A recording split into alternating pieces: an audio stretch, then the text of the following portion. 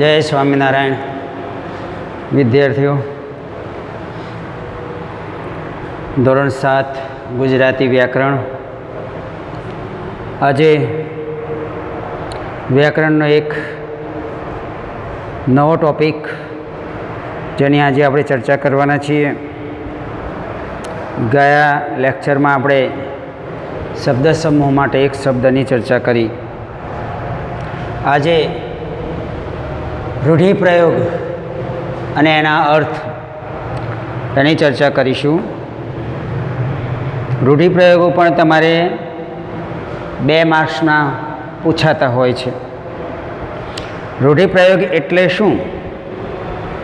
તો રૂઢિ પ્રયોગ જેમ વાક્ય પ્રયોગ છે એ વાક્યોની અંદર રૂઢિઓથી, વર્ષોથી, પરંપરાથી, અનુભવના આધારે કોઈ ઘટના બનતી હોય ને એવી કોઈ ઘટનાની સાથે સરખાવવામાં આવે. રૂઢિઓથી, પરંપરાથી કોઈ ઘટના, કોઈ પ્રવૃત્તિ અથવા તો કોઈ ક્રિયા એને ચાલુ થતી ક્રિયા સાથે દર્શાવવામાં આવે ત્યારે તે રૂઢિપ્રયોગ બને છે. જેમ કે ઝડપથી ચાલવું, આ વાક્ય છે, આ શબ્દો છે. હવે ઝડપથી ચાલવા માટે શું કરવું પડે? તો પગ એક પછી એક ઉપાડવા પડે તો જ ઝડપથી ચલાય. આપણે નાના બાળકો, તમને ક્યારેક કોઈ તમારા વડીલોએ, ગામડાના કોઈએ કીધું હોય કે ભાઈ ધીમે ધીમે ચાલતા હોય તો તમને કહે આમ ઝડપથી પગ ઉપાડ, એટલે પગ ઉપડે તો ચાલવાની ક્રિયા જલ્દી થાય. એટલે ક્રિયાની સાથે રૂઢિથી, વર્ષોથી, પરંપરાથી જે વાક્યો બોલાય છે, વાક્યો એનો ઉપયોગ કરવો તેને રૂઢિપ્રયોગ કહેવામાં આવે છે. અને આ રૂઢિપ્રયોગના ઉપયોગથી જે વાક્યમાં જે કંઈ પણ કહેવામાં આવે છે એ સચોટ રીતે એનો અર્થસભર વાક્ય બને છે. કે ભાઈ એ વાક્ય ઉપર કેન્દ્રિત થાય તે સમગ્ર વાક્યનો અર્થ. આ જે રૂઢિપ્રયોગો છે એ રૂઢિપ્રયોગોને અર્થની સાથે પછી તમારે એક લીટી, 1 કે 2 લાઈન છોડવાની ને એમાં વાક્યો જાતે બનાવવાના છે. હવે 7મા ધોરણમાં આવ્યા એટલે તમને હવે વાક્ય બનાવતા આવડવા જોઈએ. 6ઠ્ઠા ધોરણમાં ત્યારે ભણતા હતા ત્યારે આપણે વાક્યો બનાવતા શીખેલા. તમે જે સ્કૂલમાં ભણ્યા છો ત્યાં શીખવાડ્યા હશે. ઉદાહરણ તરીકે પગ ઉપાડવા, એનો અર્થ થાય ઝડપથી ચાલવું. તો વાક્ય પ્રયોગ શેનો કરવો? અર્થનો કરવો કે રૂઢિપ્રયોગનો કરવો? ઘણા વિદ્યાર્થીઓ એનો અર્થ ચલાવે છે કે ભાઈ વિદ્યાર્થીઓ શાળાએ જવા માટે ઝડપથી ચાલવા લાગ્યા. આ અર્થ નહીં બનાવવાનો. પણ વાક્ય પ્રયોગ કરવો હોય તો શું કરવાનું? કે ભાઈ છોકરાઓએ શાળાએ પહોંચવા માટે પગ ઉપાડ્યા, અથવા તો વિદ્યાર્થીઓએ શાળાએ પહોંચવા માટે પગ ઉપાડ્યા. આ પગ ઉપાડવા એ રૂઢિપ્રયોગ જે છે એનો વાક્યમાં ઉપયોગ કરવો. આ રીતે બીજા બધા વાક્યો, રૂઢિપ્રયોગો છે એ પણ એનો પણ તમારે વાક્યમાં પ્રયોગ કરતું રહેવું.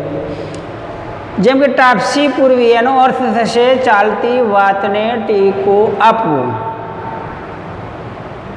2 વ્યક્તિઓ વાતો કરતા હોય અને વચ્ચે બીજો કોઈ આવી અને વચ્ચે બોલી પડે, એને ટાપસી પૂરવી કહેવાય. ટેકો આપે કે બરાબર છે, તમારી વાત જે છે એ બરાબર છે એવું કહેવામાં આવે તો એ વચ્ચે ટાપસી પૂરી કહેવાય. એ ચાલતી વાતને ટેકો આપ્યો કહેવાય. પાટી મેળવી એટલે દોટ મૂકવી. નાક રહેવું તો એનો અર્થ થશે આબરૂ રહેવી. કાપલો કાઢી નાખવું એનો અર્થ થશે બધું જ ખાઈ જવું. પરીક્ષા પાઠની અંદર પેલી ગાય છે એ ખેતરમાં જુએ છે એટલે પેલા છોકરો કહે છે કે ભાઈ કાપલો કાઢી નાખવાની, એટલે કે ભાઈ બધું ખાઈ જશે. જંખવાણા પડી જવું તો શર્મિંદા થવું. વાત કપાઈ જવી તો કળાઈ જવી, સોરી, વાત કળાઈ જવી. તો વાત સમજી જવી. મોં પાણી પાણી થવું, ખાવાની તીવ્ર ઈચ્છા થવી. દ્રષ્ટિ ખેંચવાવી એટલે ધ્યાનમાં આવવું. ઉમેદ બર ન આવવી તો આશા ન ફળવી. શાખ જામવી, પ્રતિષ્ઠા ઊભી થવી. જીવન પાઠની અંદર લેખક કહે છે ને કે ભાઈ એમણે પરીક્ષામાં સારા માર્ક્સ મેળવ્યા તો ગામમાં એમની શાખ જામી એટલે કે ભાઈ પ્રશંસા ઊભી થવી. એકના બે ન થવું, પોતાની વાતમાં મક્કમ રહેવું. સડક થઈ જવું, આમ ચોંકી જાય માણસ કંઈક એવી ઘટના જુએ તો એને ચોંકી જવું. મહેણું મારવું, મર્મ વચન કહેવા. ભાભીએ મહેણું માર્યું હતું. પેલો યુવાન કહે છે માલમ હલેસામારમાં કે મહેણું માર્યું છે મને ભાભલડી. એની અંદર મહેણું માર્યું છે એટલે મહેણું મારવું તો મર્મ વચન કહેવા. એવા ઘણા લોકો બહુ આળસ કરતા હોય, જલ્દી કંઈ કામ કરતા ન હોય, ભણતા ના હોય તો વડીલો માતા પિતા આપણને મહેણા મારે કે આળસુની જેમ પડી રહ્યો છે, કશું કરતો નથી. તો બે ત્રણ શબ્દો સાંભળીએ તો આપણે થોડું કામ કરતા થઈ જઈએ. તો એ મહેણું મારવું એટલે મમ વચન કહેવા. પછી બેડલો પાર થવો એટલે સફળ થઈ જવું. મનના દ્વાર ખોલવા. મનમાં દરવાજા ના હોય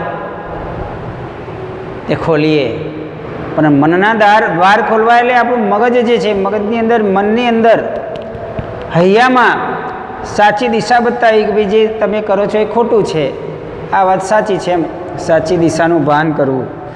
ઉધડો લેવો એટલે ઠપકો આપવો. ખૈરાત કરવી, અરબી ફારસી શબ્દ છે ખૈરાત એટલે દાન કરવું.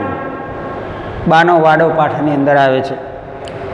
જીવમાં જીવ આવવો એટલે શાંતિ થવી. જીવ તો હોય જ, પણ એમાંય જીવ આવવો એટલે આપણું જે મન વ્યાકુળ હોય, વ્યગ્રતા હોય ને, તો એ વ્યગ્રતા શાંત થાય અને શાંતિ થવી.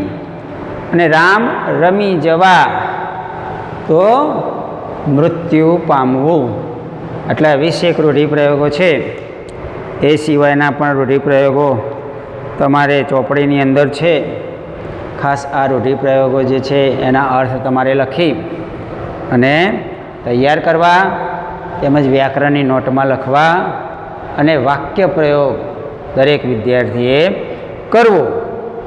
જો કોઈ વાક્ય પ્રયોગ ના ખબર પડતી હોય તો એનો પ્રશ્ન વોટ્સએપમાં લખશો તો એનો જવાબ જરૂર મળશે. જય સ્વામિનારાયણ.